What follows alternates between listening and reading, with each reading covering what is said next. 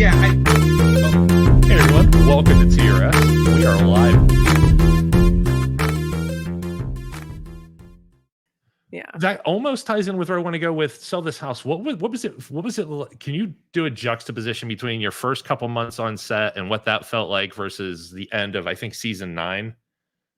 Towards the end of that run of the show, what because you're building family and friends over that whole time. What were the two experiences like compared to each other? Well, you know that the show came back. I don't know if you know that. Yes, Extreme. Yeah. No, there was Sell This House Extreme, but Oh, that Sell you This moved House over. came back. It had a reboot, Yeah. and I just finished Yeah. filming that 2 years ago. Yes, I don't know if you knew that. You, Yeah. you brought that back in 2021, I think, and I had questions about how did that work with COVID? Oh, Like, well, that that's like had a to whole be other thing. So okay. So you want me to answer the first question about Yeah, Sell This House before when we the first hiatus. started? So when we first started, it was like 2001 or something like that. And I look back at those episodes. I'm like, oh my God, I was so young. Like I was so young. And I was a baby, right? And it was the first show that was my show. I mean, Robotica was too, but then it went away so fast. But then Sell This House, I didn't know it was going to have a 12-year run and 15 years after that, But it was like, it was a strange concept kind of thing, because that was when first like reality-ish lifestyle shows first came out. Like, and so when I got the show, I was like, I didn't really understand. Okay, so what is this? All right, so then people are going to come in, especially after when you haven't even seen the show air and how they're going to edit it together. And we had the behind the scenes, behind the hidden cameras and all that all over the house, and so it was just weird how it's sort of a just a different show concept that so I didn't really know. I didn't understand it at first. And then finally, when I saw the first episode, I was like, oh, now I understand this. But I thought it was such a little show because I was so used to the big shows. And so for me, I thought, I was like, when am I going to get my next show? Like, honestly, what is this? I never would have guessed that. I never would have guessed that. But I'm looking at it in retrospect too. Like, I know how big it became. So but I didn't know it was going to be. I thought no one is going to watch this. Like, nobody's going to watch this. This is crazy because it was a lifestyle show, and there were no lifestyle shows. There was like 2, and it was just like I thought it was kind of this is just a little tiny thing that's going to go away. Like it was like a video, when you do these little video shows. Some friends with a camera doing something. Yeah, it was like, and so. Anyway, fast forward, it became this big hit. So that was a very fun realization to have, that all this work and this and that. And then I didn't want to leave the show because I loved the show and I loved being on A&E, and I love the network has always been so good to me. And then near the end, I was devastated when they didn't pick Sell This House up again. But it went from Sell This House right into Sell This House Extreme. So Roger left, and then Charlie Frattini came on with Daniel. Oh no, that was Sell This House, but Sell This House Extreme. So we moved like right into that, and so that was a lot of fun working with Daniel, and Charlie Frattini was awesome. It was. I think that for me, the fun factor went up a little bit more. I don't mean to say anybody wasn't good or bad. It seemed like more fun was being had by the cast. It was. Like you were able to play around more. I was much more. Charlie was a blast.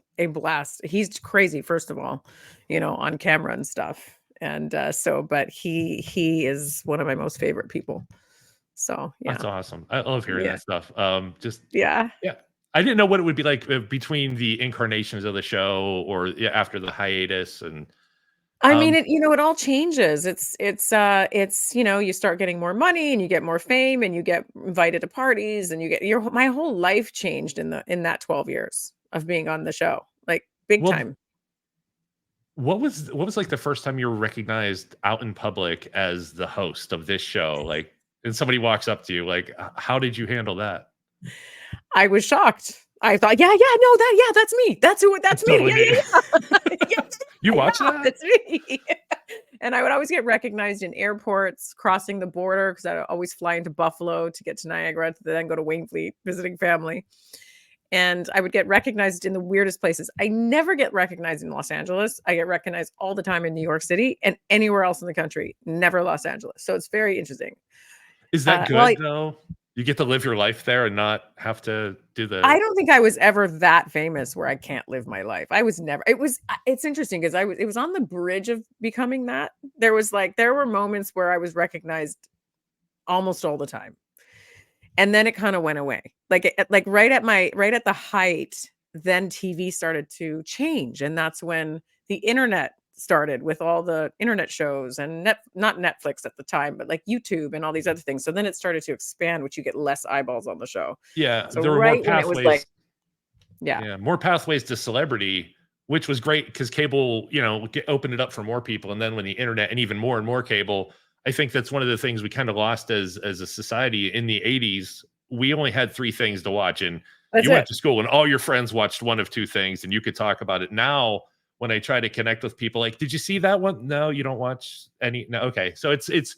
I think it's great for people who want to get out there and do it, but it's also harder for us to sometimes connect as people when we talk about Very the things in much. common with us. So um, Yeah. it's a thought that's Yeah. been running through my head a lot lately, actually. Um, Yeah. The yeah, whole business is different now. It's very much changed. So right when my star was really on the rise and I was right there, that's when the whole thing sort of changed and shifted, and that, then that's okay. That's the path I was meant to have. It was all good. I, Yeah. um, have you ever had to deal with any problem homeowners? And you don't have to name names, of course, but like a husband who was too frisky or flirty, or somebody who really didn't want to be on the show, or they thought it was going to be something entirely different, and then you had to kind of be the face that they're dealing with. I've had to deal with any and all of those situations over and over and over and over again. So there's a lot that I've had to deal with on the show and other shows, but I would say for Sell This House, the hardest thing, and I'm going to try and say this in a way. Okay, so the hardest thing was when we would be going through their stuff because we had to literally pack up all their stuff in their house in at least Right. 3, 4 bedrooms. Well, if they had 3, 4 bedrooms, 3 or 4 rooms. And when you're packing up the stuff, you're going through it. And there was a handful of times when we found things when one of the spouses didn't want us to find certain things. And these were things that would break up a marriage for sure. Oh, yeah, that's got to be awkward. It's awkward. That's But yes, so I've been that's through that a few times too. And it's just, like, I have to say, sometimes Roger would find it, sometimes I would find it. And it was one of those things where we just, the camera guys would drop their cameras when they would see something. It was, yeah, it was, there those are were the things. bloopers I want to see. Sorry. Yeah, they're there. They're definitely there. So I would say I that was the most difficult thing. Did it ever kill a show? Like you just stopped, you couldn't film it. They were done. No, we've never. So one time we showed up at a house and they were divorcing, the wife and the husband were divorcing, and the husband didn't want to sell the house because I think that the wife was getting all the money for it. So he literally boarded up the front door with and spray painted on it, "Sell this house is not welcome here." I mean, he was clear with his message. He was clear with his message, and then he Crystal clear. came out and was like, he came around the other way and he was yelling and screaming at us. So we did back out of the driveway and we left, and then we came back either a couple days later or a day later or something like that because the wife had him under control, and we went and we still did the show. But yeah, Oh, we've I had can't we've had some pretty imagine. violent situations, yeah, because a lot of times they're divorcing. It's hard. When people move a house, more times than not, it's not a happy reason. Yeah. I'm ready to sell this house. This is not me trying to get your help. I'm ready to sell this house, but I love my house. I, like, Right. um, I like where I don't know. I think it's the imagining the next thing. So like if my wife came to me and said, "Hey, Tanya is willing to do our house. We're going to be on the show." I'm like, I don't know. It's not a great house, but I like it. Like it's mine. Yeah. So yeah, I guess to make me sell, it would probably have to be something bad or a negative or It was having to hard. move Like, across country. Yeah.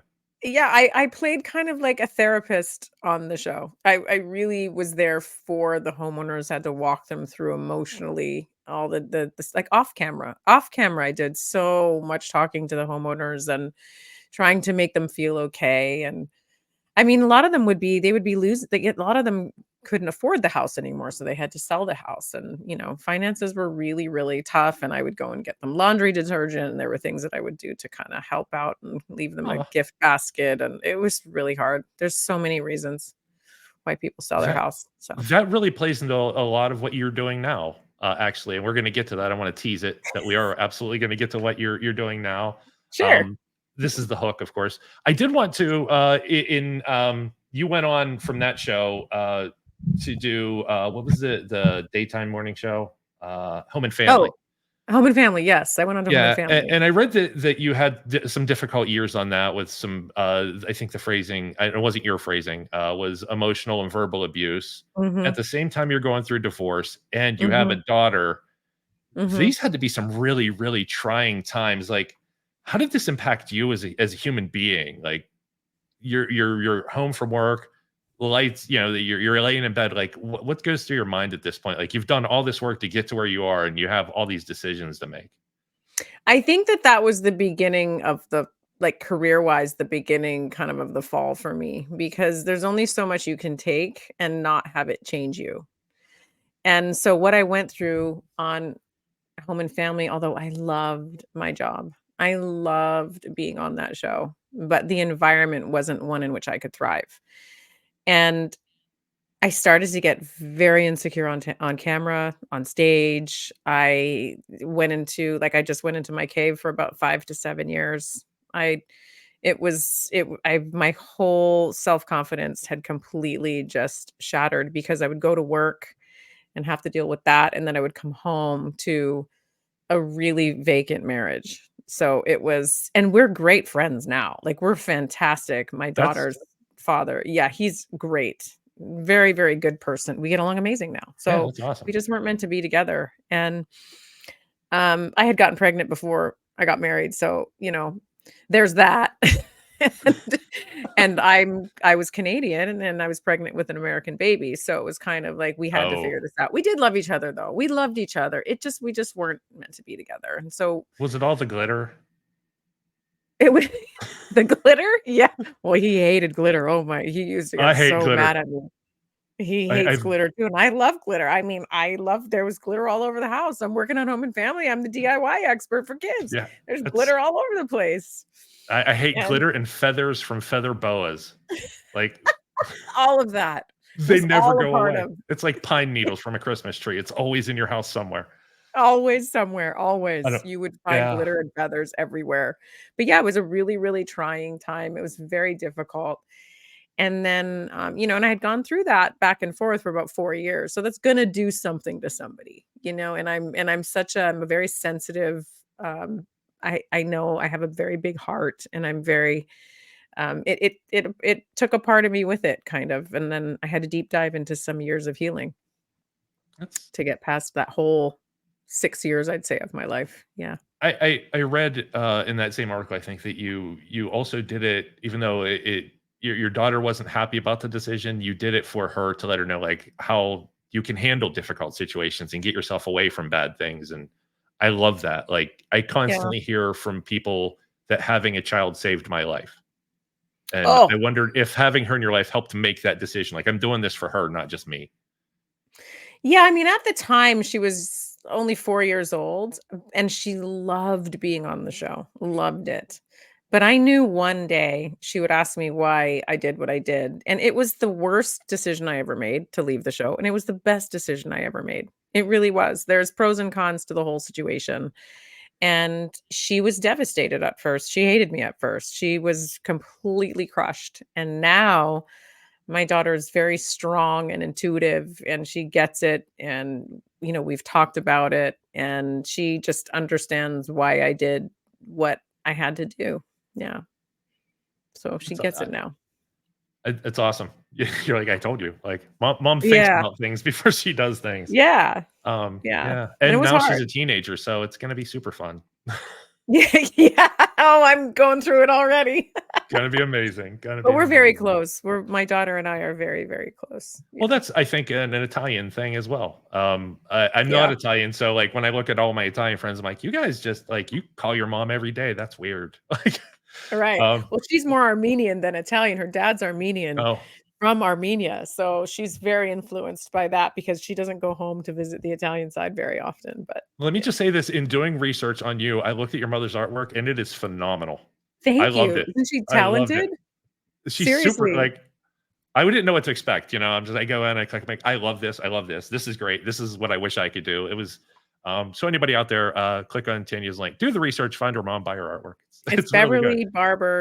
Beverly Barber artist. Yeah, she's phenomenal. She has lots of clients here in Los Angeles and in Canada, and yeah, she's bi-coastal selling It's her art. She's really good wonderful. stuff. Sorry, I And she didn't that started wasn't at even on 50. my sheet. I just that's what my takeaway was like, I love this. I'm So glad you noticed. Yeah. of course, yeah. I try to dig in, and you know, one of the things I also dug in on, and we're going to do a real quick break here and have the guys promote some stuff real quick. Sure. You grew up.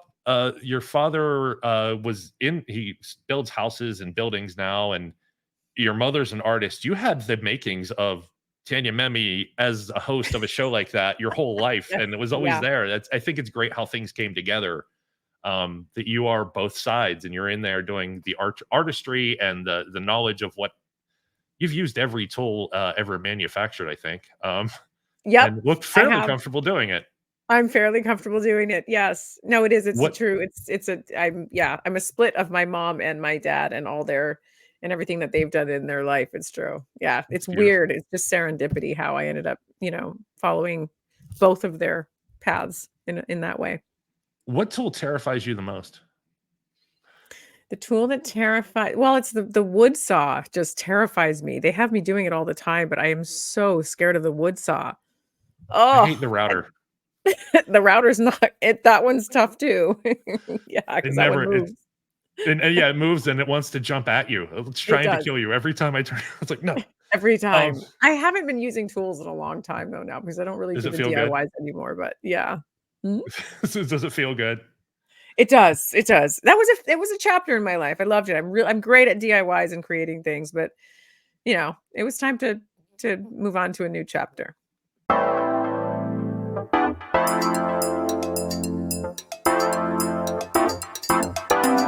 Have a great one. Thank you, everybody. Have a wonderful night. Be safe out there. Treat each other well.